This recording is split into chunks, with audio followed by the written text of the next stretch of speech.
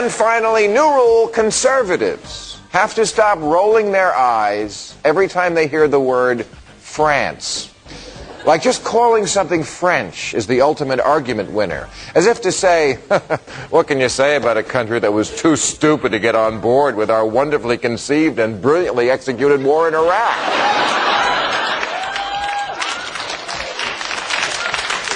And yet, an American politician could not survive if he uttered the simple, true statement, France has a better healthcare system than we do, and we should steal it.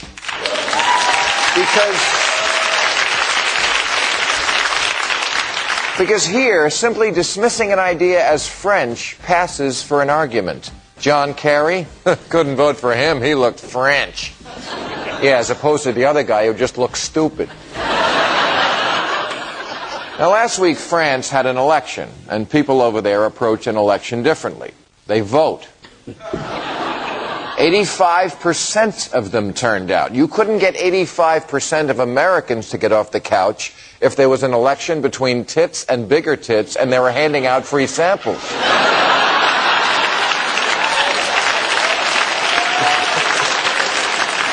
Now, maybe the high turnout has something to do with the fact that the French candidates are never asked where they stand on evolution, prayer in school, abortion, stem cell research, or gay marriage. And if the candidate knows about a character in a book other than Jesus, it's not a drawback.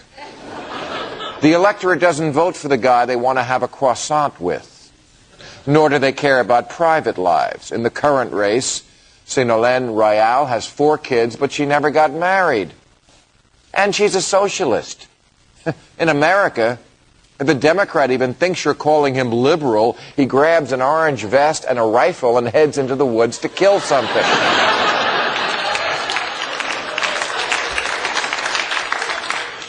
Madame Royale's opponent is married, but they live apart and lead separate lives. And the people are okay with that for the same reason they're okay with nude beaches. Because they're not a nation of 6-year-olds who scream and giggle if they see pee-pee parts. They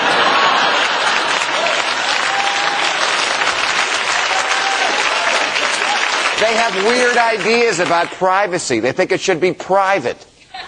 In France, even the mistresses have mistresses. To not have a lady on the side says to the voters, I'm no good at multitasking. Now, like any country, France has its faults, like all that ridiculous accordion music. But their health care is the best in the industrialized world, as is their poverty rate. And they're completely independent of Mideast oil. And they're the greenest country. And they're not fat. And they have public intellectuals in France. We have Dr. Phil. They invented sex during the day, lingerie, and the tongue. Can't we admit we could learn something from them?